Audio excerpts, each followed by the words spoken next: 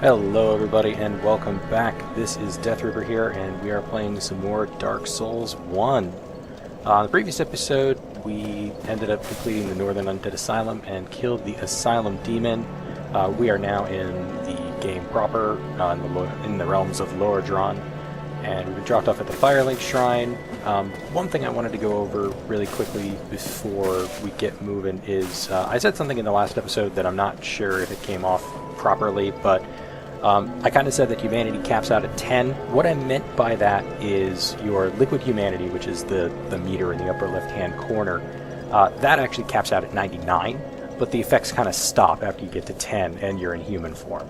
So you can technically continue to get liquid humanity, but it stops affecting you after about 10. So that's all I meant by that, so just wanted to go over that super quick. But here we are in Firelink Shrine. I actually went in off camera and grabbed a bunch of items that are kind of a pain to get to, or just a pain to get in general, like cracked eye, red eye orbs, which allow you to invade other worlds. We will never use these. The only real use for me is to sell them to a character later on. We also picked up some fire bombs, which we'll probably use against the next boss. Lloyd's talismans, which are again used in PvP and some instances in PvE, but basically what they do is they prevent the use of Estus for a certain amount of time. Homeward bones as well. These actually teleport you back to the last fire and fire you rested at. They're pretty useful, and there actually is a spell that you can get for miracles called Homeward that just allows you to use that at any time. Similarly, we also found the binoculars, as I mentioned, as the starting gift. You can get them really early. They're actually available in this graveyard that's over in this area. I didn't remember which item it was that had it, but I did go and find it. Also, this is something else I didn't go over. This is the Dark Sign. The Dark Sign is kind of like a Homeward bone, but you basically die to use it. So we won't use it all that much, and we probably won't even use it at all. The only other things I picked up were a couple of weapons and items. So we've got the Zweihander, which is German for two-hander. It's a big old two-handed sword, and I'll show that real quick. Yeah, so I don't have enough strength to use it, but big old thing. But if I two-hand it, I can use it. It's got pretty nice moveset. It's okay. A lot of people like to use it because that attack will knock most enemies on their asses. I don't... Yeah, see, one-handed and I'm flailing around all over the place. But I'm going to stick with probably the longsword, if not the Morning Star, which is another weapon I picked up. It's a big old... They say it's a thrust weapon, but I think it's it should be a smashing weapon, or basically a blunt weapon. But what it does is it causes bleed damage. Kind of useful. Probably won't use it too much unless I'm fighting armored dudes. And then there's also the Winged Spear. It's basically just a spear. Again, I can't use it properly with my present stats, and even two-handing it doesn't help. Interesting thing about spears and a lot of poking weapons is you can attack while keeping your shield up, which is good if you're just trying to turtle up. But again, we probably won't be using that. Talismans are the items that you use to cast miracles with. We don't have any miracles, so it's not going to help us, and we probably won't, so it's useless to us, so we're just going to switch back to the longsword. There's a couple of people here. I've got this guy over here. He's a cleric, and we'll talk to him real fast. Hello there. I believe we are not acquainted. No, we aren't. I am Petrus of Tharaland. Have you business with us? If not, I'd prefer to keep a distance, if possible. Oh, okay. Oh, I can talk to him again. Hello there. I realize that I have requested that we retain our distance, but I also want you to know that it is not meant in ill will. Here, take this, as a token of peace. No, go ahead. It's for you. So he gives me a copper coin. Oh my, you again. I haven't left. I know. How about this? I have to await my companions here anyway. So what if I were to teach you some miracles? Would that please you? Ooh, I like miracles. Very well. Then first, a covenant with the gods. So, this is the covenant joining for the Way of the White. it's a Covenants work are basically like PvP for most of them, and this one, it's basically allows you to find more people for co-op.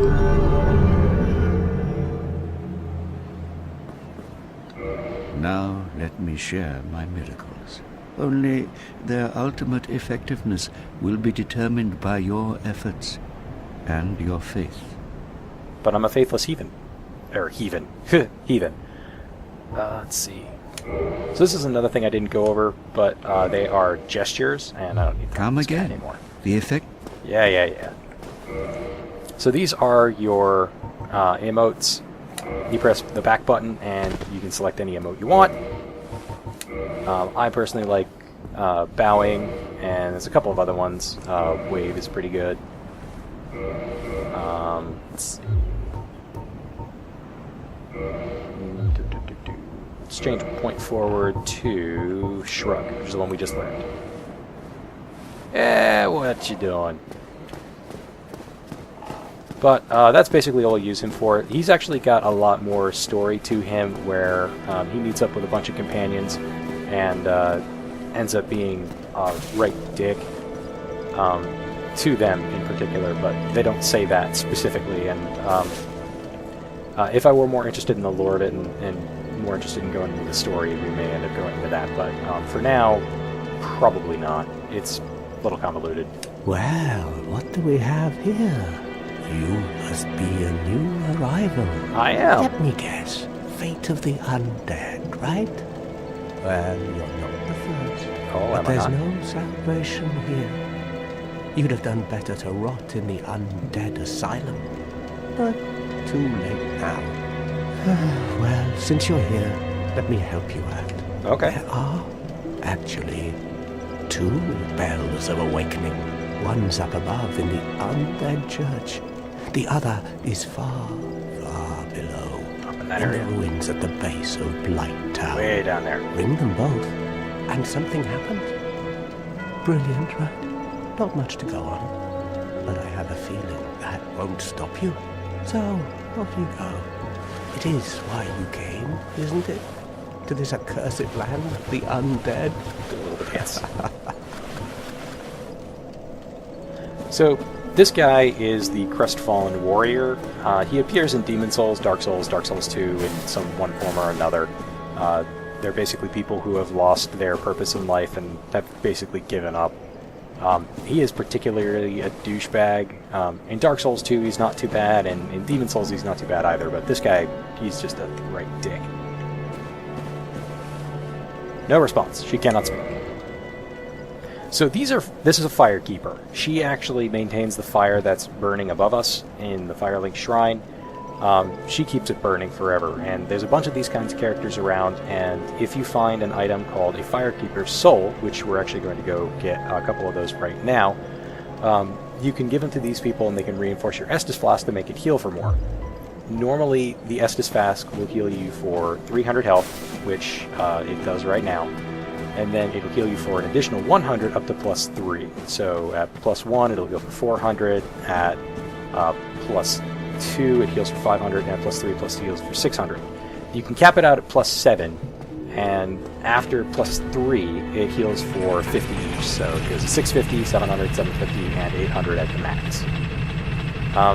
Typically, you can get 7 that are in game, so you can level it up to full in one go, but it requires you to kill a couple of the Firekeepers to get them.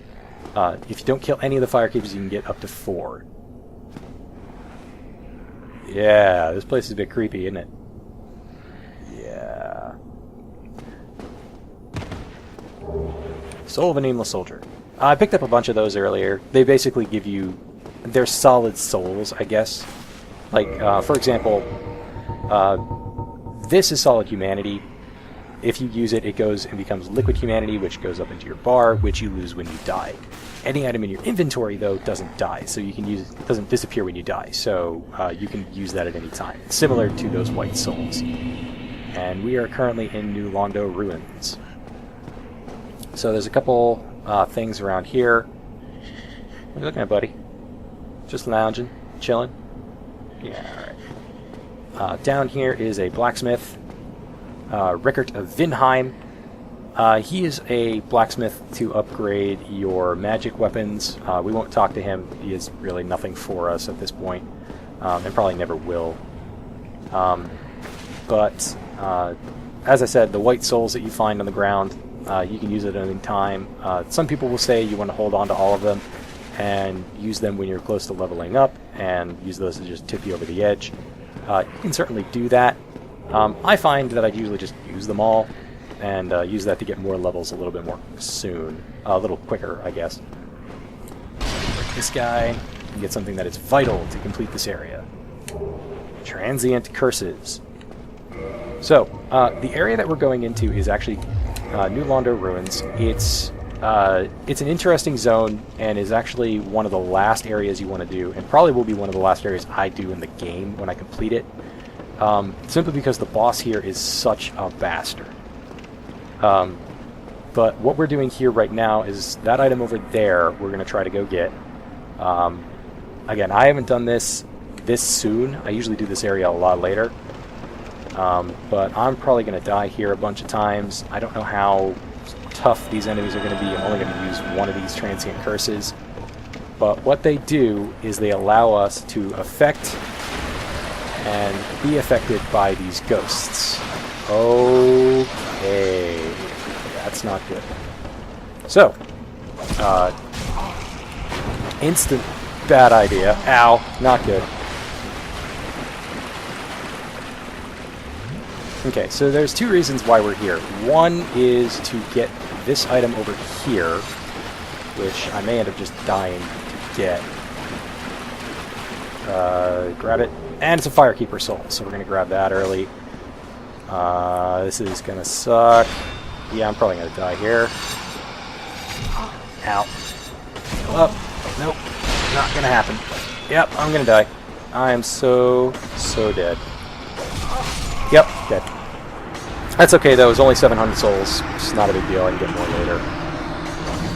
But we're just going to spawn back at the Fireling Shrine, and I don't think I'm going to go for the bow just yet, simply because those guys do entirely too much damage, and I don't do anywhere near enough to get past them, and it's pretty far into the zone to get that item. But it basically would be the bow that I would use for the entire game. So we're not going to bother with that. Instead, we're going to move on and go and try and get the other Firekeeper Soul. Maybe try to get a new shield and a new sword that we probably won't use because it has a faith requirement, but I may try to use it depending on how I feel.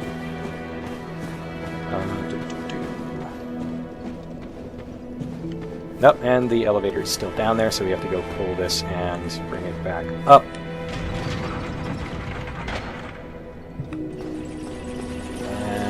One thing to note, there are... Wow, those textures are very strange. But yes, so... one thing to note about the weapons in this game is, as I mentioned about the Morning Star, there's other weapons like maces and hammers and big things like that. They are blunt weapons versus slashing weapons, which are like swords and stuff like that, and there's thrusting weapons, which are like spears and things. The major differences between them is what they are good against. So, the things that these kinds of weapons are really good against are slashing weapons are really good against, and use the Master Key. Valley of the Drakes. This is another later area game. Later game area. There, I can speak. That you can get to. Usually after you've beaten the first couple of bosses, you can get here, especially from this area, because this goes to where that guy was talking about, Blight Town. We're not going to stay there very long, but we're just going to go there to get another Firekeeper Soul. And actually I'm going to go over here and probably get killed again, trying to get this item, but I'm not sure. It's just so I can get this shield that's here. The shield that's here is actually one of the better shields in the game to start out with. It's a dragon crest shield that gives you high fire resist. And yeah, this is an undead dragon. He actually won't wake up unless you go after the items in his hands. So like that item, I believe, is just a white soul. These items, in fact, are items, weapons and stuff. Like, yep. Grab it, and I'm dead. Yep. That's fine. I got what I wanted. Okay, so what I ended up getting was this Dragon Crest Shield. Has really high fire resistance, low magic resistance, and kind of low lightning, but it also has really nice stability and a lot of other effects to it as well. It's Shield of Nameless Knight, likely a high-ranked Knight of Astora, one of the enchanted blue shields. Dragon Crest Shield greatly reduces fire damage, so we're going to use that, and yeah, I think it looks badass. I love it. So there's another item like that we can get when we go back to the Northern Undead Asylum, just called the Crest Shield. That one, in fact, is magic resistance versus fire. So that's that. We'll end up getting that when we end up going back there a little bit later on, but we can't even unlock that area yet. But we will go and do that at some point. Now, while we're waiting for this, also go over the other item I got, which is the Storage Straight Sword. Straight Sword of an Unknown Knight, likely one of Astora's superiors, high-quality weapon with a powerful blessing. So the interesting thing to note about that is it is, in fact, a divine weapon. And divine weapons have an interesting mechanic that's kind of different from everything else in the game in terms of enchantments. List of available enchantments are lightning, fire, chaos, magic, enchanted, divine, occult, and then raw and normal. Divine has a special mechanic in that if you kill a skeleton in the graveyard with it, it'll prevent it from reassembling. Normally you can do that by killing the necromancer that is reviving them and then kill the skeletons, but any divine weapon will allow you to do that without having to kill the necromancer. And as we can see, the dragon over there is now awake, so we're not going to go fuck with him. The only other item over there is a white soul, which I believe is a pretty big one, but we'll get it later. Once we actually have a ranged weapon, I'll be able to snipe the shit out of him. This area, we probably will not fight anything, and I'm probably going to try and run past everything, and we'll see how that goes. Again, all we're trying to do is run in, grab the soul, and leave. We got these guys. We can pass you, and past those guys. There's another one, and we're past him, and drop down. Oh, you're following me, dick. Ah, shit. Alright, we gotta go.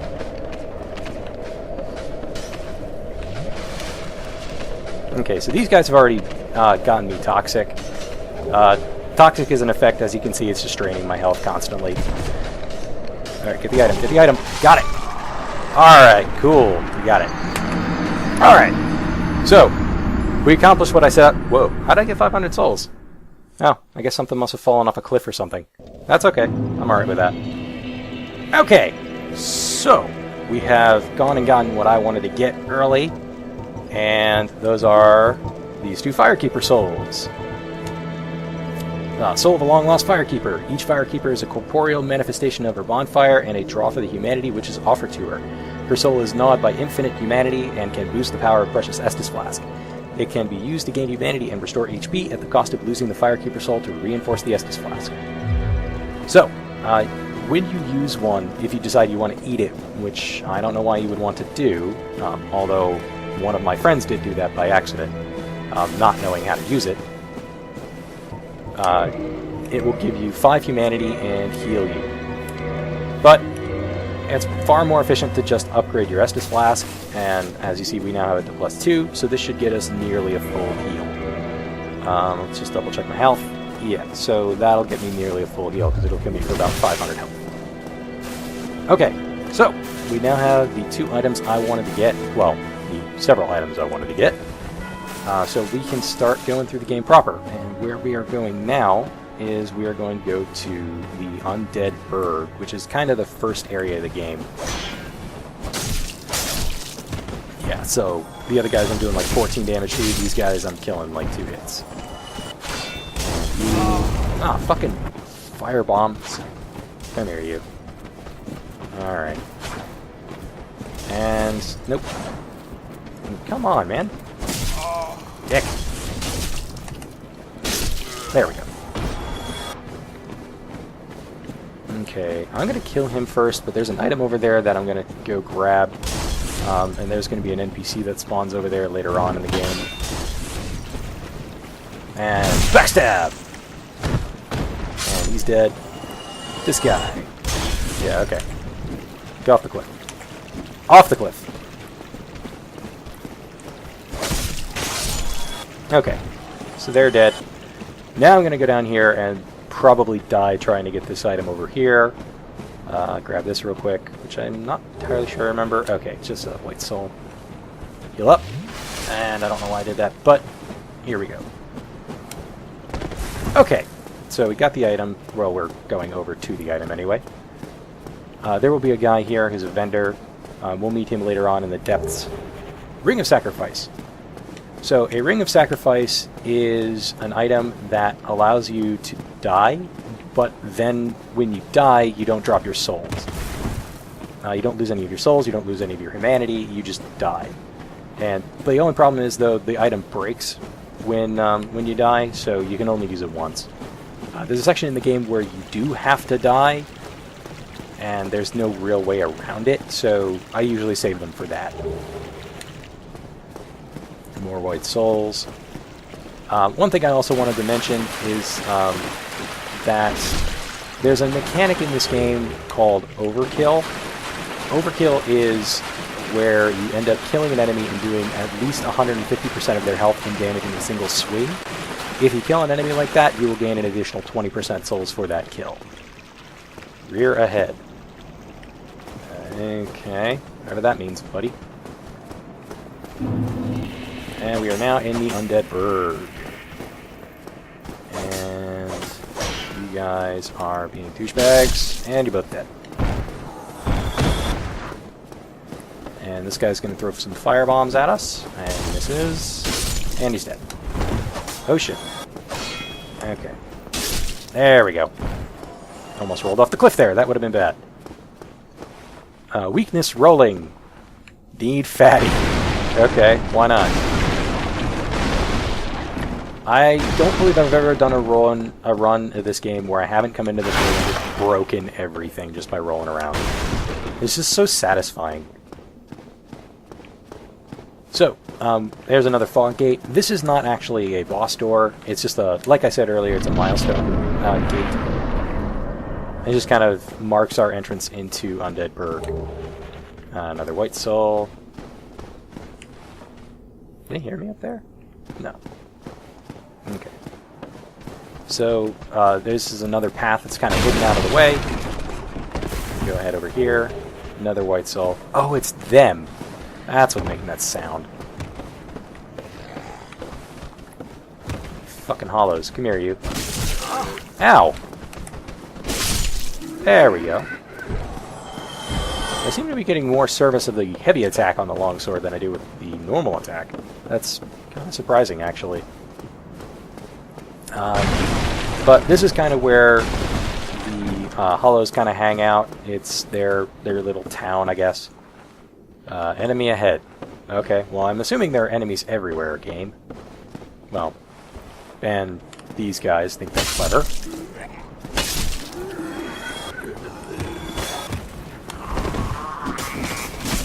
Ow, ow. Okay, back up. And stab. There we go. Rubbish. Now, this is an interesting item, and I actually didn't know this until I actually watched another Let's Play of this game. Rubbish, with no value. Who in their right mind would bother carrying this around? Perhaps you need help. So the interesting thing about the rubbish is that apparently when you use it, it gives you poison. So you end up getting poisoned. But there are different levels of poison in the game. So, for example, if you're in Blighttown, which is an area we'll get to a little bit later, which we were already in for a short period of time, The area is very poisonous, and you can get poisoned very easily. If you use the rubbish, you stay poisoned, but it doesn't hurt you very badly. But you can't... Whoa. Where did you come from? Well, you're dead now. So you get poisoned, but it's not going to poison you and hurt you very badly, as compared to the poison of the of Blighttown. So, not to worry too much about it. There are items over there in that room, but we can't get there right now. I think you can jump this if you have low enough equip weight, but I don't care to worry too much about it, so whatever. Dragon! It's a dragon! Actually, it's not. That is a Hellkite Drake, and he is kind of like a mini-boss, or something very similar to it. He's kind of an asshole, and I fucking hate him, and I've only ever killed him out of the 9 times that I've played this game. I think I've maybe killed him 3 times at most. Just simply because... Whoa, I didn't think I'd get that. That works, though. Whoa, watch yourself, crossbowman. It's just that he's so ridiculously powerful, and once he gets to a certain percentage of his health, he actually ends up regenerating, which is kind of bullshit. And stab and slice. And attack them through their shields. They will end up just blocking it, and your attack will bounce off, and they'll counterattack you. If you kick their shields and break them, you can just one-shot kill them. And that actually ends up being the case for a lot of enemies around here.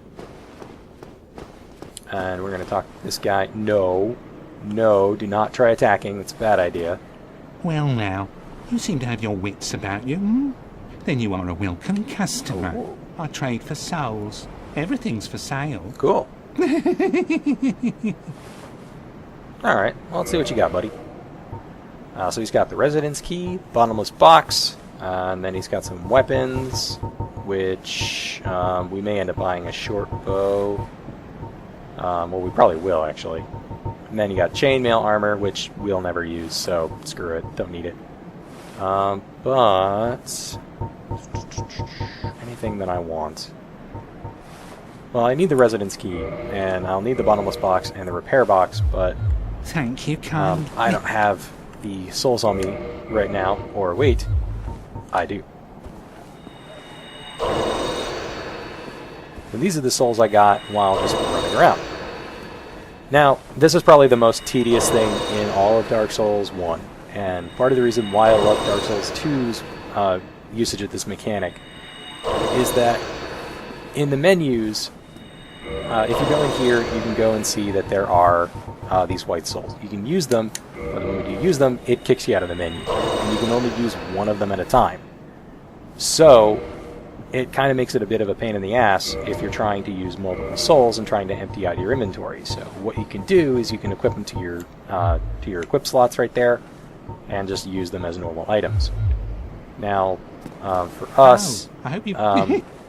in Dark Souls 2, you actually are allowed to just go ahead and use them as normal.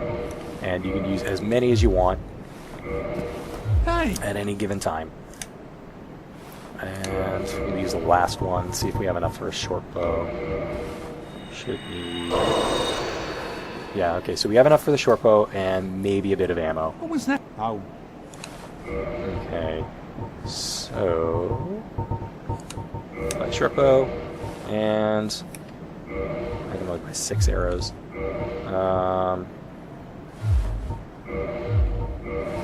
That'll work.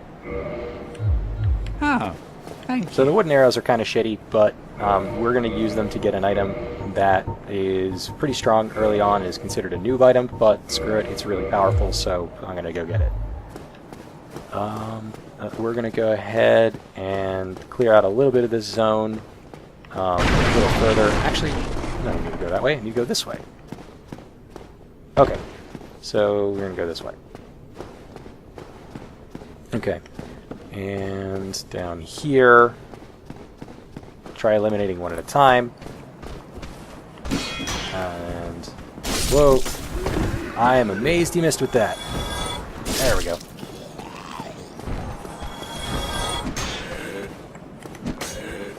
Ow. There we go. Got them both. Got them away. Okay, up here I think is a crossbow, if I remember correctly. There's one other thing that's really nice about Dark Souls 1 is, compared to Dark Souls 2 anyway, you notice I have a scabbard where I can put my sword away. In Dark Souls 2 that doesn't have that. It's just a little cool detail that I like, but it's kind of missing in Dark Souls 2. But this is actually the way to get into that room, so... Okay, so we can fast roll, so we're going to try and make this jump here. Heal up real quick just to make sure that I don't die on the fall if I miss. And jump! And I made it. Sweet. And what's over... Nope, nothing over there. There it is. Yep, light crossbow and standard bolts. Go and equip those bolts. Light crossbow does decent damage, but it doesn't have any perimeter bonuses, which is the scaling on the item. The reason why I'd like getting the composite bow, and actually this is one thing I'll show you really fast. With the short bow, and with bows in general, you can kind of first-person aim. It allows you to manually aim shots, which is very useful for sniping a lot of enemies that may be out of range. Whereas the crossbows in this game, you can't actually do that. In Dark Souls 2, you can do that with anything. You can't necessarily do it with spells, but you can do it with really anything else. But that's pretty much it, and that's the reason why I go for bows in this game. The composite bow, which is down in New Londo Ruins, down there, we end up going down there to get that, and it's... the reason you get it is because it's a fast-shooting bow. It's pretty small, and it doesn't have a whole lot of weight, but the specific reason behind it is because it's the only bow, like regular bow in the game, that has decent strength scaling. So it'll end up doing... it has C strength scaling, whereas most bows have anywhere between D and E. Okay, so we have gotten a little bit further in the game. We are now in the Undead Bird, and we're coming up on the first boss, and also, well, I suppose it's the second boss really, but first boss in Lordran. But we're going to cut it off here and pick that up next time, and I will see you all then. Thank you very much for watching.